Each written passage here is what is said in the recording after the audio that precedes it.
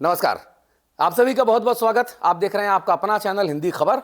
आपके साथ मैं अतुल अग्रवाल हूं और इस वक्त हमारे साथ हैं श्रीमान कैलाश गहलोत साहब।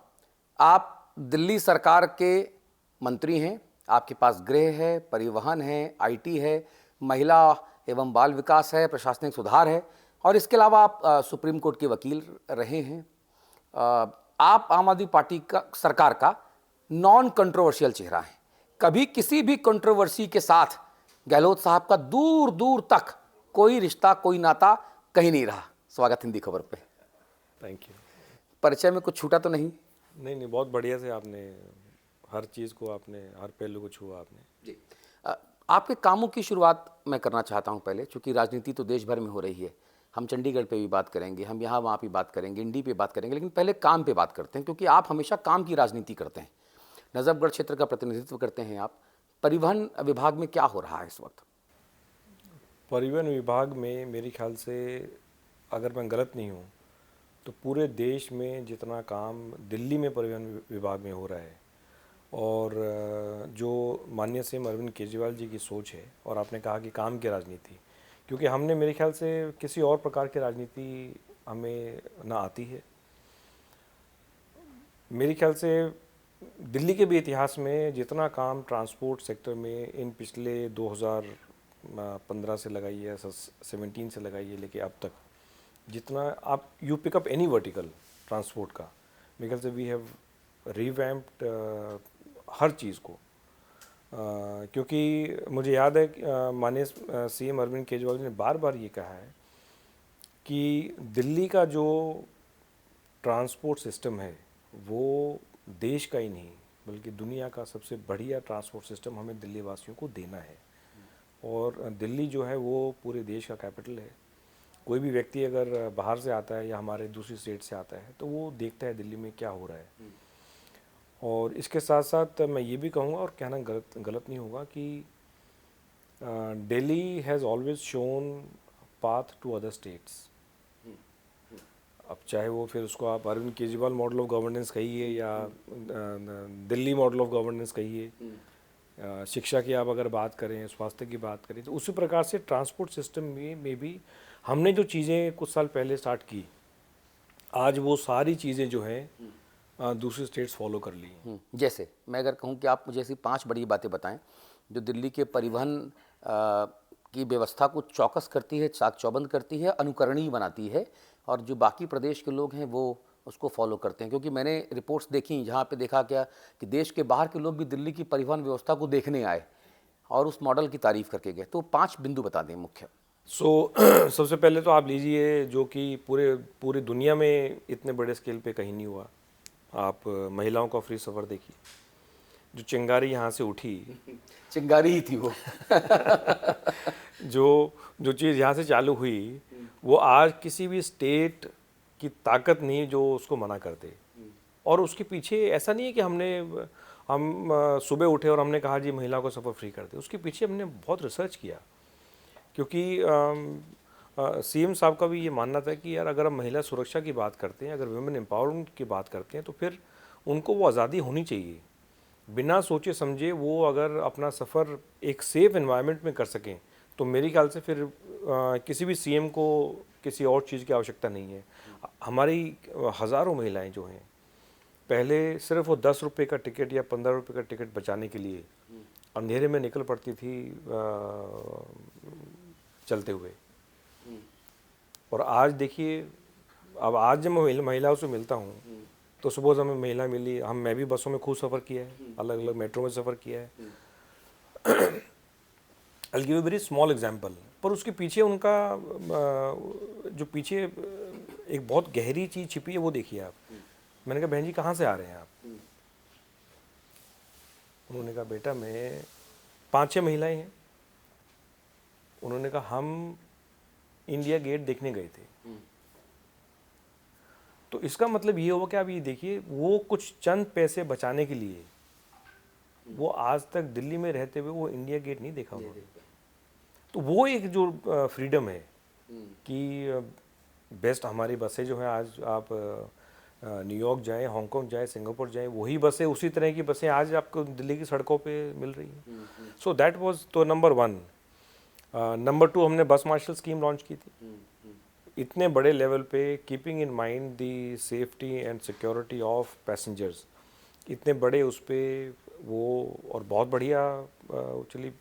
पीछे तो कुछ लेकिन राजनीति का शिकार हो राजनीति का शिकार हो गई वो। तो नंबर 2। नंबर 3, दिल्ली पहला स्टेट कहिए, शहर कहिए, जहाँ पर कोई भी ड्राइविंग लाइसेंस मैनुअल सिस्टम से नहीं बनता है। गए। अरे वाह। हमारे जितने भी टेस्ट ट्रैक हैं वो सारे ऑटोमेटेड हैं, वहाँ पर हाई टेक कैमरास लगे हैं, एक एक आपकी मूवमेंट को ट्रैक करते हैं।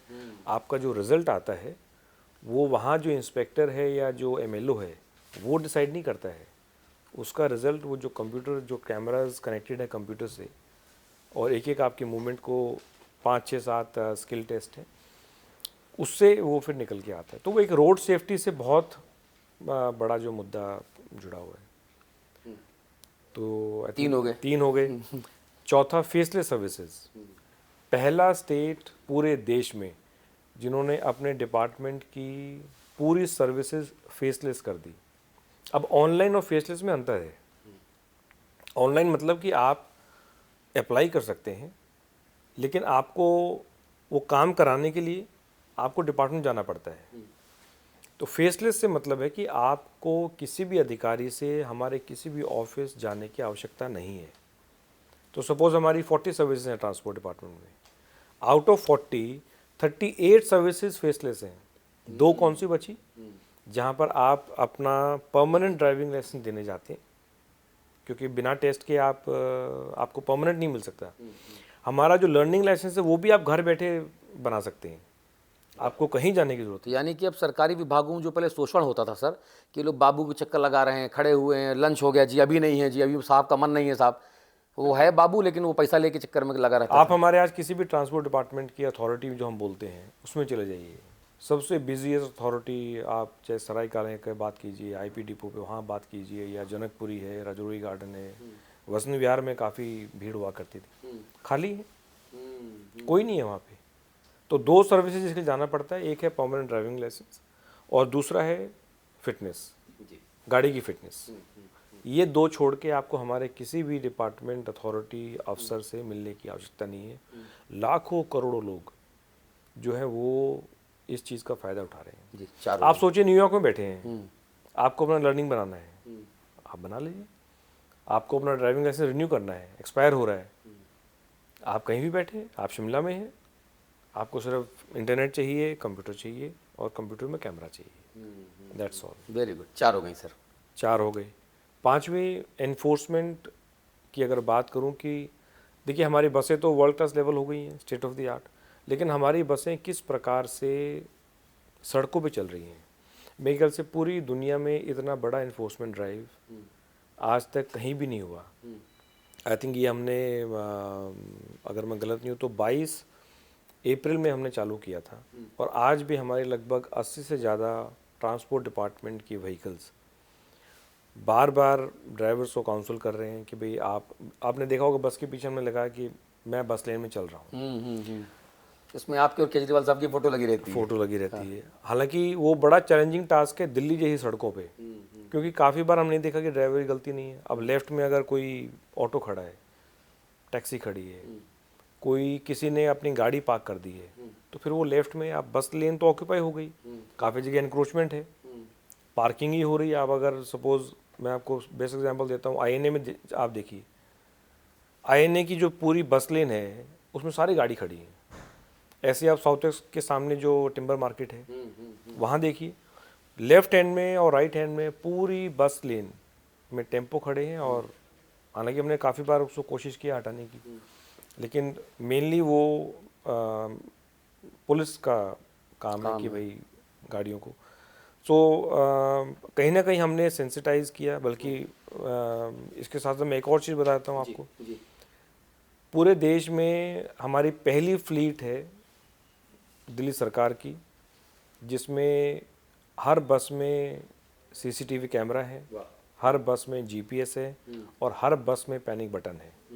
और ये सारी कनेक्टेड है हमारे सेंट्रलाइज कमांड सेंटर से। मेरे ख्याल से पूरे देश का one of the finest command centre, जहाँ पर अगर हम किसी भी बस को देखना चाहें अंदर क्या हो रहा है, तो फिर वहाँ जो हमारे ऑफिसर बैठे हैं वो किसी भी बस को देख सकते हैं। जी। लाइव ट्रैकिंग, आप हमारी हर एक बस को लाइव रियल टाइम में आप ट्रैक कर सकते हैं, ये कहीं नहीं है पूरे देश में। हमारा जो वनडेली ऐप है, डिजिटल टिकटिंग, जी। पूरे देश में जिस प्रकार से डिजिटल टिकटिंग को हमने पुश किया है वो नहीं हुआ है।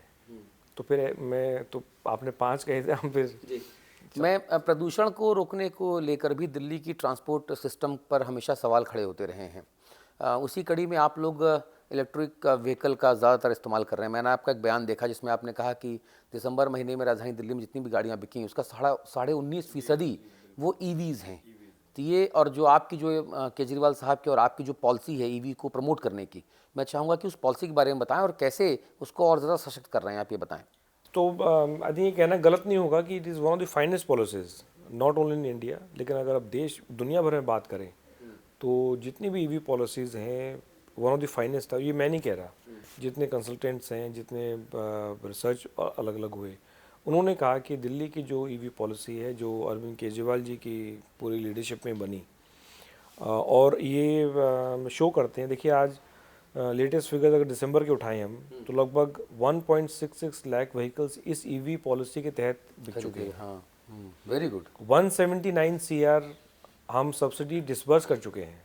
अब अगेन सब्सिडी का जब बात आई तो हमारा ये था कि सीएम साहब बार बार ये भी कहते हैं कि यार एक आम आदमी को कहाँ दिक्कत आती है, आप वो चीज़ अगर सोच के चलेंगे तो आपकी पॉलिसी बढ़िया बनेगी। सही बात। तो फिर हमने कहा कि पॉलिसी, फिर हमने कंसल्टेशन किया स्टेक होल्डर्स से लेके, जो एक्सपर्ट से लेके, जो मैन्युफैक्चरर्स हैं उससे लेके, इवन जो खरीदने चाहते हैं उनसे। फिर हमने कहा कि अगर हम सब्सिडी देंगे तो मैं नहीं चाहूँगा एज ए ट्रांसपोर्ट मिनिस्टर कि हमारा सब्सिडी लेने के लिए वो हमारे दफ्तरों के चक्कर काटे या फिर अधिकारियों को मिले। तो हमने उसको पूरा फेसलेस किया, ऑनलाइन कर दिया सारा का सारा। सारा फेसलेस। मैं आप ऑनलाइन कह रहे हैं, मैं फेसलेस कह रहा हूं। अच्छा, ऑनलाइन से एक कदम और आगे। एक कदम और आगे, एब्सोल्युटली फेसलेस है। जहाँ से आप गाड़ी खरीदेंगे उसी शोरूम वाले की जिम्मेदारी है कि वो आपके डॉक्यूमेंट सबमिट करेगा और सीधा पैसा आपके अकाउंट में आएगा, आपको कहीं जाने की ज़रूरत नहीं। रादर मैं एक और चीज़ भूल गया, दिल्ली पहला शहर है जहाँ पर हमारे शोरूम वाले ही जब आप गाड़ी खरीदते हैं तो आपका जो आरसी बोलते हैं वो वहीं के वहीं प्रिंट करके आपको दे देगा। ऐसा हुआ है मेरे साथ। जी, आपके साथ हुआ है तो फिर आपने देखा है, कहीं नहीं है पूरे उसमें।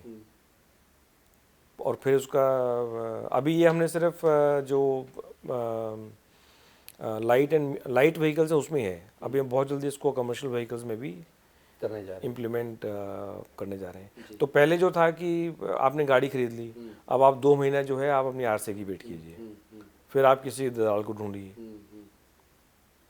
शोरूम वाला भी परेशान करता था और मुझे जो सुनने में आता है कि जो अधिकारी हैं वो भी परेशान करते थे। रास्ते में पुलिस वाले परेशान करते थे। रास्ते में वो इसलिए क्योंकि जो टेम्परेरी आता था कागज वो 1 महीने का होता था और आरसी मिलती 2 महीने बाद, तो 1 महीने आपको डर डर के रहना पड़ता था कि पुलिस वाला आपसे पैसा ना ऐंठ ले, और 90% लोग जो है इसका शिकार होते थे पुलिस के। So this is a big change. बिल्कुल है। जो माइंडसेट है, और ये पूरे देश में कहीं नहीं हुआ है। ये मैंने अभी कुछ दिन पहले भी पता किया था कि भाई कौन कौन सी स्टेट ने, तो बेसिकली अपनी पावर कोई नहीं छोड़ना चाहता, ना पॉलिटिशियन छोड़ना चाहते हैं और ना अधिकारी छोड़ना चाहते हैं। पर I think that was a bold step.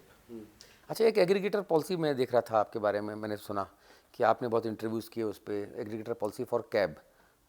तो वो मैं चाहता था सरल भाषा में उस पॉलिसी को समझाएं कि वो पॉलिसी कैसे इफेक्ट करती है लोगों को और क्या है वो पॉलिसी। सो बिल्कुल सरल भाषा में अगर आप उसको समझना चाहें तो बेसिकली अभी कोई भी लीगल फ्रेमवर्क नहीं है, जितनी भी जैसे ओला उबर जैसे टैक्सीज हैं, अब तो और भी आ गई हैं, इनका कोई लीगल फ्रेमवर्क नहीं है। So one is we wanted to create a legal framework कि भाई, क्योंकि पैसेंजर सेफ्टी से जुड़ा हुआ मुद्दा है, तो हमने उसमें कुछ कुछ शर्तें रखी कि भाई वन इज़ आपको रजिस्टर करना पड़ेगा ताकि हमें पता रहे कि आप की कितनी गाड़ियाँ हैं कौन कौन सी गाड़ियाँ हैं, किस तरह की गाड़ियाँ हैं, आपके ड्राइवर जो हैं वो प्रॉपरली ट्रेंड है या नहीं है, उनके पास प्रॉपर लाइसेंस है या नहीं। One is that. सेकंड, जो हमारी टैक्सीज़ हैं और जो बसेज़ हैं सबसे ज़्यादा यही चलती हैं दिन में। एक जो प्राइवेट व्हीकल से कंपेयर करें आप कमर्शियल व्हीकल को, सो एनी टैक्सी, ऑटो, बस वो 150 से 200 किलोमीटर आराम से दिन चलती में हैं। चलती हैं। सो जब हम पोल्यूशन को कम करने की बात करते हैं तो सबसे पहले हम टारगेट इस सेगमेंट को करते हैं, क्योंकि सबसे ज़्यादा ये चलते हैं। तो इसलिए आपने देखा होगा हमने सबसे पहले टारगेट किया अपनी बसेस को। So Delhi is the first state in the country to say that 80% of its fleet will be electric by 2025। और हमने सिर्फ कहा नहीं, उसको हम इम्प्लीमेंट करके दिखा रहे हैं। जैसे हम बात कर रहे हैं 1300 इलेक्ट्रिक बसेस ऑलरेडी दिल्ली में हैं। 2 तारीख को माननीय सीएम साहब और एलजी साहब के अध्यक्षता में 350 गाड़ियाँ और हम डेडिकेट कर रहे हैं, तो 1650। 1650। तो 1650 गाड़ियों का ये फिगर देश में ही नहीं, अगर हम दुनिया की बात करें तो then we stand at number 3 in the world. और हमारा टारगेट है कि जो फ्लीट है उसको हम लेके जाना चाहते हैं 10,500 480 के आसपास। तो उसका 80% अगर करेंगे तो 8,000 इलेक्ट्रिक बसेस हमारे दिल्ली में सड़कों पे दौड़ेंगे। सो इसी प्रकार से जो हम एग्रीगेटर की बात कर रहे हैं तो हमने उसमें उनको टारगेट दिया है कि आप एवरी 6 मंथ्स आप लगभग 25% अपना जो फ्लीट है इसको आप इलेक्ट्रिक करते जाएंगे। So it means after may be 2-3 years, and I think last है जो पुराने व्हीकल्स हैं, I think by 2030 if I am not wrong, 1 अप्रैल जितनी भी फ्लीट है वो हट जाएंगी सारी, वो सब इलेक्ट्रिक होगा, ऑल इलेक्ट्रिक। तो एक बहुत बड़ा कंट्रीब्यूशन होगा अपनी हवा को शुद्ध करने का, साफ रखने का, एनवायरनमेंट फ्रेंडली उसको फ्यूल को बिल्कुल जो हम कहते हैं 0% स्मोक है। सो ये मेन चीज़ें हैं। इलेक्ट्रिक जो बाइक टैक्सी का हमने फ्रेमवर्क नहीं था, आपको याद है कि चर्चा में आया था कि वो विदाउट लाइसेंस बिल्कुल चल रहे थे, तो वो हमने बाइक टैक्सी का ओपन कर दिया है। और कंडीशन हमने उसमें ये रखी है कि बाइक टैक्सी डे 1 से 100% इलेक्ट्रिक होगी। हाँ, तो ये तो सो ये मेन चीज़ें हैं उसमें। नहीं, बिल्कुल बहुत ज़रूरी ये जानकारियाँ हैं। ये लोगों तक राजनीति तो पहुंचती है, एलजी और केजरीवाल साहब की किचकिच तो पहुंचती है, मोदी जी के ऊपर केजरीवाल साहब के आरोप तो पहुंचते हैं और बीजेपी के हमले तो पहुंचते हैं, लेकिन जो काम की राजनीति है वो राजनीति के चक्कर में लोगों तक नहीं पहुंच पाती। इसलिए मैंने आपसे सार्थक सवाल पहले किए। एक सवाल है, लोडेड सवाल है। विजेंद्र गुप्ता हैं भारतीय जनता पार्टी के, वो कहते हैं कि साहब डीटीसी बस खरीद में घोटाला हुआ है और कैलाश गहलोत को गिरफ्तार करो। आज ही ये मैं देख रहा था रिसर्च में, ये क्या मामला है, क्यों इस तरह के आरोप लग रहे हैं? भाई देखिए, वो तो विपक्ष है और विपक्ष का धर्म होता है कि जो भी सरकार है उसके अगेंस्ट एलिगेशन लगाना। सीबीआई तो जांच कर रही है आई थिंक 2 साल 3 साल से। तो और उससे पहले एलजी ने ही जो कमेटी कंस्टिट्यूट की थी, जो गठित की थी, उसी कमेटी ने कहा था कि कोई करप्शन नहीं है। भाई आप जब इतने बड़े लेवल पे जब टेंडर इशू करते हैं तो छोटी मोटी गलतियां हो सकती हैं, लेकिन उस कमेटी की ये फाइंडिंग थी कि there is no element of corruption at all. ये कैटेगोरिक फाइंडिंग थी। तो उनको बड़ा शॉक लगा, धक्का लगा कि यार केंद्र सरकार द्वारा अपॉइंटेड जो एलजी हैं बेसिकली केंद्र सरकार ही हैं, तो उन्होंने कैसे क्लीन चिट दे दिया। तो फिर वो एमएचए के थ्रू उन्होंने सीबीआई में भेज दिया है। बट ऐसा नहीं है। द फैक्ट इज़ कोई करप्शन नहीं हुआ है। और दो अलग अलग कंप्लेंट हैं, दोनों ही सीबीआई में पहुंची हुई हैं। और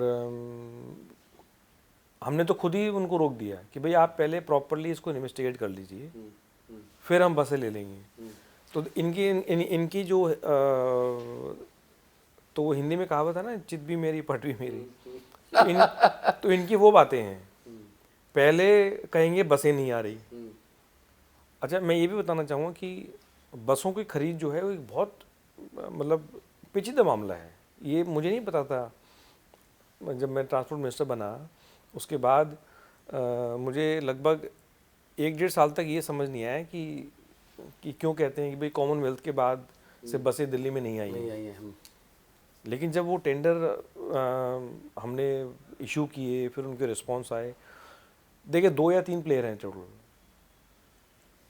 सो it is a manufacturers market, it is not a buyers market. Option ही नहीं है। सो वो 2-3 अगर पार्टिसिपेट नहीं करते हैं तो आपका टेंडर फेल कर जाता है।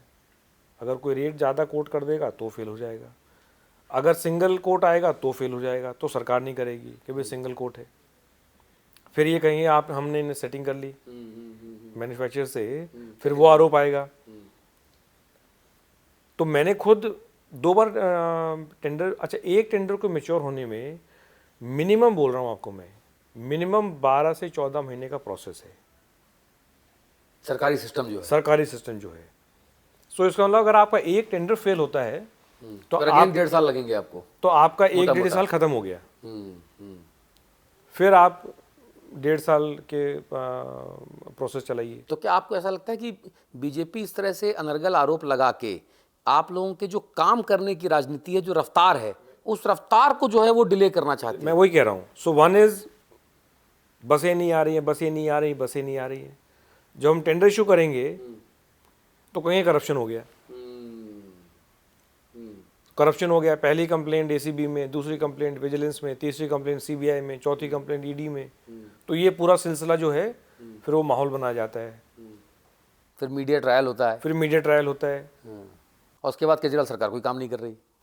तो ये इनका गेम है। लेकिन वो तो सीएम साहब बार कहते हैं, वो वाकई में हम उसको फॉलो करते हैं कि यार अगर आपकी नीयत साफ़ है और काम करने की इच्छा है तो फिर भगवान ना कहीं रास्ता निकालता है। लेकिन भगवान रास्ता निकालता है, लेकिन भगवान को तो वो लेकर आ गए। वो कहते हैं हम राम जी को लेकर आ गए, राम जी बेड़ा पार करेंगे फिर से। देखिए भगवान जी सबके हैं, राम आपके भी हैं, मेरे भी हैं, हर एक जो इस पूरी दुनिया में कहीं है और हिंदू रिलीजन से संबंध रखता है तो वो सबके हैं। बीजेपी वाले कहते हैं राम जी हमारे ज़्यादा हैं। हम पे कृपा ज़्यादा करते हैं वो। उनके कहने से कुछ नहीं होता, उनके कहने से कुछ नहीं होता। और वो तो हनुमान चालीसा का वो पाठ किया तो एक पत्रकार ने पूछा कि जी हनुमान चालीसा का पाठ आपने अब क्यों किया? मैंने कहा भाई किसने कहा कि हम अब कर रहे हैं? आपके मेरे घर में तो पता नहीं कितनी बार हनुमान चालीसा का पाठ होता है। तो अगर आम आदमी पार्टी भी तो एक परिवार है, अगर वो परिवार मिलकर हनुमान चालीसा का पाठ करना चाहता है तो उसमें किसको क्या आपत्ति हो सकती है? सही बात। तो मैंने उनको कहा पत्रकार को कि बड़े प्यार से, मैंने कहा आपका सवाल जो है ना बड़ा अटपटा है, ये इसको थोड़ा चेंज करो आप। तो वो तो ये बीजेपी की जो है ये इसमें, लेकिन मैं वहीं से शुरू कर रहा हूँ कि जहाँ आपकी नीयत साफ और काम करना चाहते हैं तो कोई ना कोई रास्ता निकलता है। कहाँ रास्ता निकलता है सर? आपकी नहीं, चंडीगढ़ में आपकी नीयत साफ, मैं आ रहा हूँ उस पर। नहीं, पहले में आपकी नीयत बहुत अच्छी थी सर। देखिए पहले में बसों वाली बात, 20 वोट आपके थे सर। मैं आ रहा हूँ उस पर। लेकिन आप साफ नीयत रख के क्या कर पाए? आप तब भी हार गए वहाँ। तो वो बसों में ना फिर हमने क्या फिर प्लान किया कि यार हम ना बसें ना खरीदेंगे नहीं। हमारा जो क्लस्टर मॉडल, अच्छा देश का सबसे बढ़िया क्लस्टर ऑपरेशन, जो हम क्लस्टर ऑपरेशन में बात करते हैं, मतलब कि पर किलोमीटर बेस पे हम पैसा देते हैं। गाड़ी हमारी है, उसमें ड्राइवर जो कंसेशनर है, जो कंपनी है उसका है, कंडक्टर हमारा है, डिपो हमारा है। तो चेक एंड बैलेंस रहता है। तो चेक एंड बैलेंस है उसमें, लेकिन हमारी इन्वेस्टमेंट नहीं है। सरकार की एक टाइम पे इन्वेस्टमेंट नहीं है। हमारे एश्योर्ड किलोमीटर्स हैं, 200 किलोमीटर बस चलेगी, हम आपको उस हिसाब से पैसा देंगे। तो हमने फिर डीटीसी में निर्णय लिया कि यार ये हर बार एलिगेशन लगा देते हैं, हर बार कहते हैं करप्शन हो गया, हम बसें खरीदेंगे नहीं। एक टाइम पे जो हम कहते हैं आउटराइट परचेज, हम वो नहीं करते हैं। जो हमारा पर किलोमीटर वाला है हम वही डीटीसी में इम्प्लीमेंट कर लेते हैं। ठीक है। तो आज देखिए 6000 इलेक्ट्रिक बसेस का ऑर्डर पूरे देश में कहीं नहीं है, दिल्ली को छोड़ के। और इसके लिए बहुत कमिटमेंट चाहिए, क्योंकि हमारे इलेक्ट्रिक बसेस का डिपो बनाना भी वो मतलब आसान काम नहीं है। उसका भी एक डिपो को इलेक्ट्रीफाई करने का 1.5 साल का प्रोसेस है। सो मतलब हम देखिए कितने साल पहले हमने चालू किया, प्लान करना स्टार्ट किया, क्योंकि डिपो का जो हम जैसे हम घर के लिए लेते हैं, हमारे अगर 2 एसी हैं तो कुछ किलोवाट का हम लेते हैं। ऐसे आप सोचिए कि 100 बसें चार्ज होंगी और एक बस का जो बैटरी का साइज़ है वो 250 किलोवाट, 300 किलोवाट, 350 किलोवाट। तो उसके लिए जो इलेक्ट्रिक कनेक्शन है उसको बहुत उसको लोड चाहिए होता है। कैपेक्स भी बहुत चाहिए उसको स्टेबल करने के लिए। मोर देन आई थिंक अब तो 2000 करोड़ हो गया होगा, लगभग 2000 करोड़ के आसपास हम सिर्फ इलेक्ट्रिफिकेशन ऑफ डिपोज में खर्च कर चुके हैं। So that needs political commitment. ये जब तक टॉप से अगर कमिटमेंट नहीं है, वो विजन नहीं है, तो ये चीज़ें संभव नहीं था दिल्ली में करना। जी। चंडीगढ़ में बात कर लेते हैं। चंडीगढ़ में आपकी चंडीगढ़ नीयत में साफ तो थी, देखिए तब भी आप हार गए। देखिए वो कहते हैं ना, वो सत्य जो है वो थोड़ा अहंकार लगती है। कुछ टाइम के लिए ऐसा लगता है कि उसकी पराजय हो गई या हार गया, लेकिन वो सत्य तो फिर उसको आप रोक नहीं सकते। तो आई एम 100% श्योर कि वो, I think we have moved the court also, वो कोर्ट के थ्रू कोई ना वीडियो कोई में साफ दिख रहा है, ये बीजेपी की बेशर्मी नहीं तो और क्या है। मैंने वो खुद साफ दिख रहा है। मैं कल देख रहा था जब सीएम साहब ने पीसीबी की, उसके बाद जो वीडियो है वो कुछ में तो सिर्फ टिक कर रहे हैं, कुछ में एक टिक इधर मार रहे हैं और फिर इधर कर रहे हैं, फिर कह रहे हैं कि जी ये जो डबल टिक लग गए इससे वोट इनवैलिड हो गया। भाई वो गणित तो बिल्कुल वो ठीक। और सीएम साहब ने कहा ऐसे कैसे हो सकता है कि हमारे जो काउंसलर्स हैं उनको वोट करना नहीं आता, पिछली बार तो किया था वो। तो बीजेपी वाले एक नया कॉन्सेप्ट लेकर आ गए ना सर, सीएम साहब की पीसी के बाद। वो कहते हैं कि नहीं नहीं, आपके काउंसलर को वोट करना तो आता था, आपके तो 13 पूरे जो हैं, 12 पूरे ठीक है, एक आपका गड़बड़ है। लेकिन कांग्रेसियों ने आपको डिश कर दिया। कांग्रेसियों ने, चूंकि भगवंत मान साहब और केजरीवाल साहब कांग्रेसियों को पानी पी पी के कोसते थे, पंजाब में उनको हरा के आप सत्ता में आए हैं, दिल्ली में भी आप लगातार उनको पीछे धकेले हुए हैं, तो बोले कांग्रेसियों ने गेम कर दिया भाई साहब। तो वो तो चलिए, अब तो मेरे ख्याल से कोर्ट में जो पिटीशन फाइल हुई है वो, और वहाँ आई एम श्योर वहाँ जस्टिस मिलेगा। अच्छा, आपको लगता है कि जो इंडी गठबंधन है वो बीजेपी के सामने एक मजबूती के साथ खड़ा हो सकता है, एनडीए के सामने खड़ा हो सकता है? देखिए बिल्कुल खड़ा हो सकता है, और जिस प्रकार से अलायंस की बातें चल रही हैं, और आज मेरे ख्याल से हर एक पार्टी का जिस प्रकार से बीजेपी काम कर रही है, जितने भी, चाहे वो ईडी का ऑफिस है चाहे सीबीआई है, जिस प्रकार से मिसयूज़ करके मतलब जहाँ नहीं आप जीत पाए, जहाँ लोगों ने वोट नहीं दिया, तो फिर आप दूसरे तरीके से अपनी आप सरकार बनाएं। किसी को ईडी का नोटिस भेज दिया तो किसी को सीबीआई का नोटिस भेज दिया। तो अगर बेसिकली अगर संविधान के हिसाब से और कॉन्स्टिट्यूशन के हिसाब से और एक जो उसमें डेमोक्रेटिक सेटअप है, जो प्रोसेस है, अगर उसके हिसाब से अगर हम देश नहीं चला सकते, तो फिर मेरे ख्याल से बहुत बड़ा खतरा है। अच्छा, मैं देख रहा हूँ कि आपके पास जो विभाग हैं, परिवहन आपके पास सबसे प्राइम जो है वो एक विभाग है जो लोगों से सीधा जुड़ा हुआ है। गृह भी आपके पास है। दिल्ली में गृह मंत्री जब एलजी सुपरसीड करे हर प्रक्रिया को, हर जांच को, हर फाइल को, हर बयानबाजी को, तो दिल्ली के गृह मंत्री का फिर क्या औचित्य रह जाता है यहाँ पे? ये दिल्ली का दुर्भाग्य है कि जो चुनी हुई सरकार है उसकी जितनी भी पावर्स हैं, शक्तियाँ, आप देखिए हर चीज़ में केंद्र सरकार को नोटिफिकेशन लेके आ जाती है। हर चीज़ में मेरे ख्याल से जो चाहे एनसीटी एक्ट ले लीजिए, चाहे हमारे जो टीबीआर हम बोलते हैं ट्रांजैक्शनल बिजनेस रूल्स, उनको ले लीजिए, सुप्रीम कोर्ट की कॉन्स्टिट्यूशन बेंच की जजमेंट के बाद यूनानिमस, उसके बाद फिर उन्होंने अमेंडमेंट कर दिया। तो बेसिकली वो, उसमें कोई डाउट नहीं है अब किसी को। बेसिकली बीजेपी तमाम कोशिशों के बावजूद दिल्ली में इलेक्शन नहीं जीत पाई। वो उसको कहीं ना कहीं उसके मन में वो टीस है, और बार बार वो ये चीज़ प्रूव करना चाह रहे हैं कि भाई हम दिल्ली की चुनी हुई सरकार को काम नहीं करने देंगे। आप जीत बेशक जाएं लेकिन काम नहीं करने देंगे हम, क्योंकि अफसर तो उनके हैं, एलजी उनका है, तो काम नहीं करने देंगे हम आपको। अदरवाइज आप ये बताइए, सुप्रीम कोर्ट के कॉन्स्टिट्यूशन बेंच की इतनी बढ़िया जजमेंट के बाद कहाँ आवश्यकता थी अमेंडमेंट उसको करने की? सुप्रीम कोर्ट ने साफ साफ कहा, तो उसके बाद उन्होंने उसको पलट डाला। मैं वो वहाँ पर नॉमिनेटेड काउंसलर्स के अपॉइंटमेंट की बात है तो वो भी एलजी साहब करेंगे, मतलब सब कुछ जो है वो एलजी साहब करेंगे। फिर मैं तो कह रहा हूँ कि ख़त्म कर दीजिए, फिर इलेक्शन क्यों होने दिल्ली में। आपके पास प्रशासनिक सुधार नाम का भी एक विभाग है, मैं भी उसको झुंझुना ही कहता हूँ। वो एक सोरेमोनियल है कि भाई ठीक है, मंत्री जी अच्छा काम कर रहे हैं, मंत्री जी की प्रोफाइल अच्छी है तो मंत्री के पास विभाग भी ज़्यादा होने चाहिए, तो 2-4 ऐसे विभाग चिपका दिए जिसमें कोई काम ही नहीं हो सकता है। प्रशासनिक सुधार बिना अधिकारों के कैसे कर सकते हैं आप? वो तो बस नहीं, आप कुछ भी नहीं कर सकते। सरकारी फाइल भर नहीं, सकते हैं, नहीं, ऊपर पहुंचा सकते हैं। आप देखिए, this is what exactly I am trying to say. It is not about सिर्फ आप जो कह रहे हैं कि एआर की अगर आप बात कर रहे हैं, वो हर एक उसमें है, हर एक डिपार्टमेंट में जिस स्पीड से सरकारों को काम करना चाहिए, अगर हर चीज़ में अगर केंद्र सरकार का इन्वॉल्वमेंट रहेगा, इंटरफेरेंस रहेगा, हमारे ऑफिसर हर कुछ महीने में चेंज हो जाते हैं। एक टाइम पे तो मैं भी सोचने पड़ जाता हूँ कि यार मेरा सेक्रेटरी है कौन आज, मुझे वाकई में कंफर्म करना पड़ता है। वो इतने ऑर्डर्स निकल जाते हैं और वो हमें आइडिया तक नहीं होता।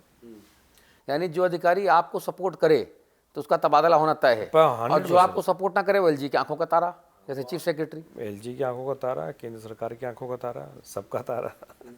तो इतनी मुसीबतों के बीच जब आपके पैरों में बेड़ियां बांधी हुई हों, आपके हाथ जकड़े हुए हों, केवल मुंह खुला हुआ है जब आप बोल सकते हैं बस, और आपसे कहते हैं कि जीत के आओ, चलो दौड़ो जीत के आओ, तो ऐसे में आपके सामने दिक्कतें कितनी ज़्यादा हैं, सरकार के सामने दिक्कतें कितनी ज़्यादा हैं? बहुत हैं, लेकिन मेरे ख्याल से जो एक हमारा जो कमिटमेंट है पब्लिक के साथ, दिल्ली वासियों के साथ, कि भाई काम आसानी से हो या तमाम मुश्किलों को सामना करके हमें वो काम करना है। And I think this is no doubt कि अरविंद केजरीवाल जी के नेतृत्व में हमने सारे वो काम करके दिखाए हैं जिसमें केंद्र सरकार ने पूरी अपनी ताकत लगा दी कि नहीं करने देंगे। उसके बाद भी वो सफलता मिली हमें। अब बसों का एग्जांपल देख लीजिए आप, भाई उन्होंने क्या नहीं किया कि दिल्ली में बसें नहीं आनी चाहिए, दिल्ली में ये नहीं होना चाहिए, दिल्ली में वो नहीं होना चाहिए, लेकिन फिर भी काम जो है वो लगातार हो रहे हैं। आप जो एआर बात कर रहे हैं, डोर स्टेप डिलीवरी हमारा एआर में एंकर्ड है, और एआर जो है एक्चुअली अगर आप देखें तो it is a very important department. इसकी पब्लिक से कनेक्ट नहीं है। बेसिकली जब भी आप किसी भी विभाग में आप जब भी कुछ रिक्रूटमेंट करना चाहते हैं, आप कोई पोस्ट क्रिएट करना चाहते हैं, आप पोस्ट बढ़ाना चाहते हैं, तो एआर उसकी स्टडी करता है जी।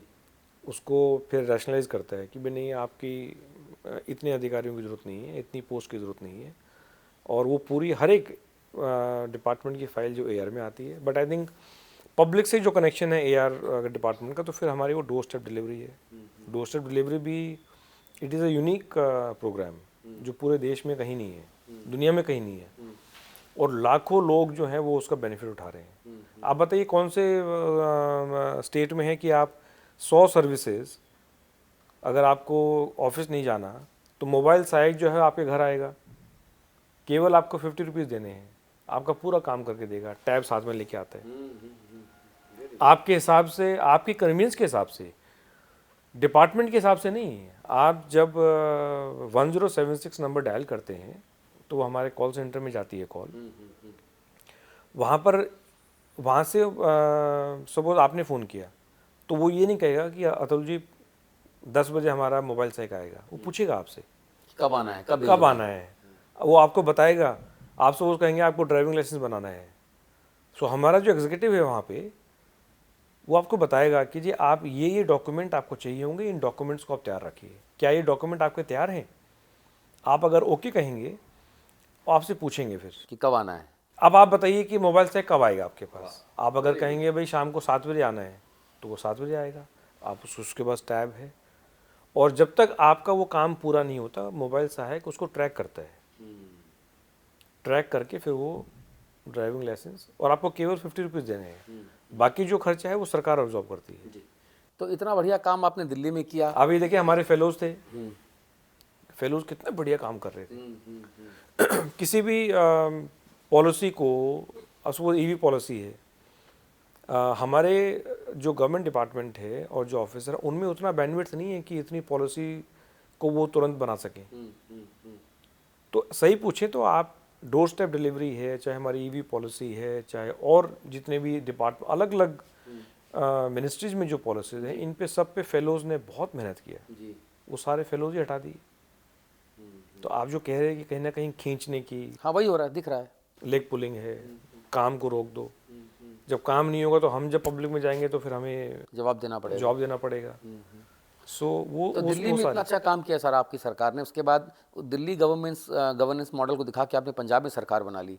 अब कहा जा रहा है कि दिल्ली और पंजाब दोनों का एक बुके बना के, एक कॉम्बो पैक बना के आप हरियाणा जीतने के चक्कर में हैं। तो वहाँ पे क्या प्रोग्रेस चल रही है, मेरा आखिरी सवाल है। नहीं, आप देखिए वो जींद में जो रैली हुई, मैं तो उस प्रकार से संगठन वाले उसमें इन्वॉल्व नहीं हूँ, बट जो मेरे संपर्क हैं, क्योंकि मेरी विधानसभा नजफगढ़ है, वो 3 तरफ से हरियाणा है। मैं इसीलिए आपसे पूछा सवाल ये।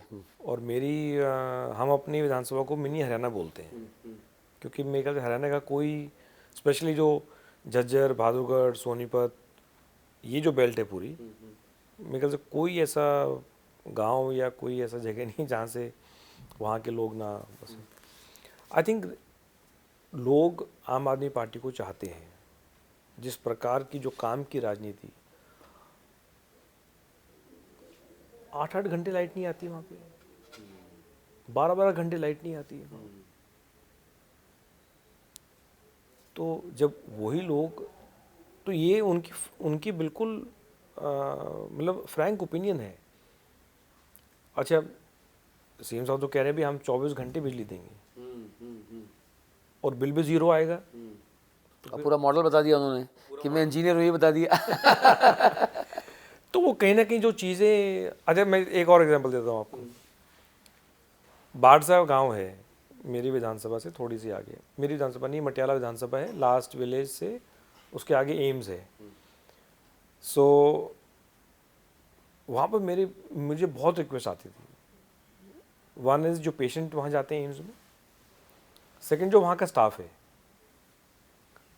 सो एक दिन स्टाफ भी मिल गया और पेशेंट भी मिल गए। दोनों ने कहा कि जी आपकी बसें वहाँ बॉर्डर तक तो आ रही है, थोड़ा और आगे बढ़ा दीजिए तो कनेक्टिविटी मिल जाएगी। तो हमने बहुत बेहतरीन हमारी इलेक्ट्रिक बसेस, डीटीसी एमडी को मैंने कहा आप इसका प्लान कीजिए। उसको बाकायदा हमें नोटिफिकेशन किया और नजफगढ़ होते हुए और फिर जो दूसरे गांव है वहाँ होते हुए वो बाड़सा एम जाती है, बाड़सा गांव भी जाती है जी। तो वहाँ तो मैं जब फ्लैग ऑफ किया नजफगढ़ से, तो मैं बस में बैठ के खुद गया। आप सोचिए हर गांव में मेरा स्वागत हुआ।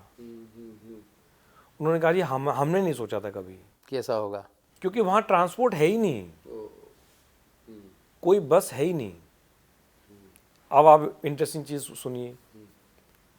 तो फिर उसी बस में कुछ महिलाएं बैठी नजफगढ़ से, तो उनके मन में एक बहुत बड़ा सवाल था कि जब ये बस हरियाणा में जाएगी तो क्या हमें टिकट लेना पड़ेगा।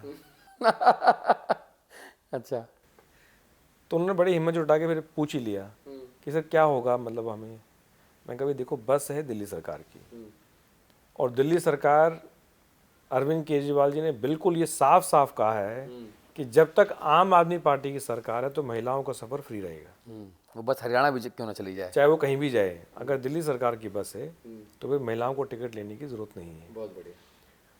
अभी कुछ दिन पहले मिले मुझे वहाँ के कुछ लोग जो मेरे ख्याल से ट्रैवल कर रहे हैं। कितना उन्होंने आशीर्वाद दिया सीएम साहब को, कितनी उन्होंने कहा कि जी हमने कभी सोचा नहीं था।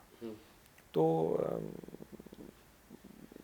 सब बढ़िया चल रहा है, मतलब बढ़िया चल रहा है। और हरियाणा के लोगों में कहीं ना कहीं उनके मन में ये बात बिल्कुल है कि आम आदमी पार्टी को लेके आना है, क्योंकि जो आम आदमी से जुड़ी हुई चीज़ें हैं, मेरे ख्याल से वो सारी चीज़ें हमने कहीं ना कहीं उनको रिलीफ पहुंचाने की कोशिश की है।